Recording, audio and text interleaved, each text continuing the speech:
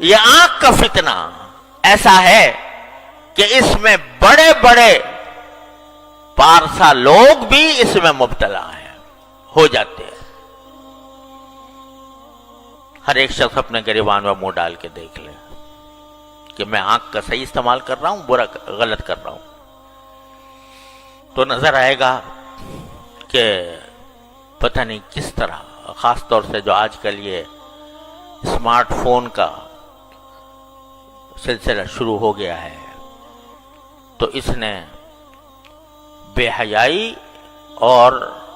آنکھ کے غلط استعمال کا دروازہ چوپٹ کھول دیا۔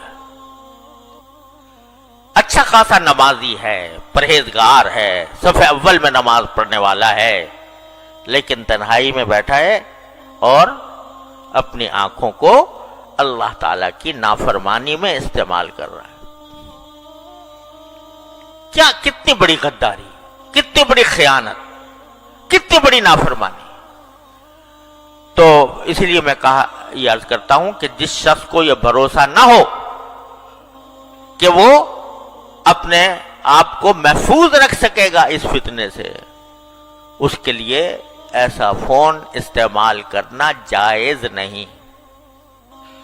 جس کو یہ بھروسہ نہ ہو۔ اگر بھروسہ ہے تو بعض اوقات اس سے اچھے کام بھی لیے جا سکتے ہیں، لیکن پاؤں پھسلنے کا ہر وقت خطرہ، نگاہ کے پھسلنے کا ہر وقت خطرہ۔ لہذا بھائی کتنے دن کی زندگی ہے پتہ نہیں، کسی کو پتا ہے کہ کب اس کو موت آ جائے گی، تو اپنے اللہ تعالیٰ کی دی ہوئی اس نعمت کو کیوں داؤ پر لگاؤ، اس داؤ پر لگاؤ کہ اس کا غلط استعمال ہو گیا تو وہاں پکڑ ہو جائے گی اللہ تعالیٰ کی۔ فاروق اعظم جیسا انسان جس کی تقوی و طہارت کی قسم دنیا کھاتی ہے، وہ جب یہ کہتا ہے کہ مجھے برابر سرابر چھوڑ جاؤں تو غنیمت ہے، تو ہما شما جو ان قسم کے فتنوں میں مبتلا ہو جاتے ہیں، ان کے دل میں خیال نہیں آتا، ان کے دل میں یہ خوف نہیں ہوتا کہ یہ جو ہم اللہ تعالیٰ کی نعمتوں کا غلط استعمال کر رہے ہیں، ایک دن اس کا حساب دینا ہوگا، ایک دن اللہ تعالیٰ کے سامنے حاضری ہوگی،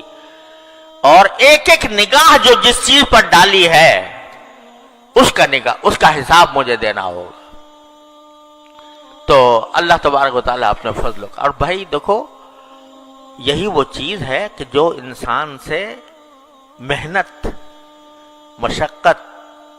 اور اپنے نفس پر زبردستی چاہتا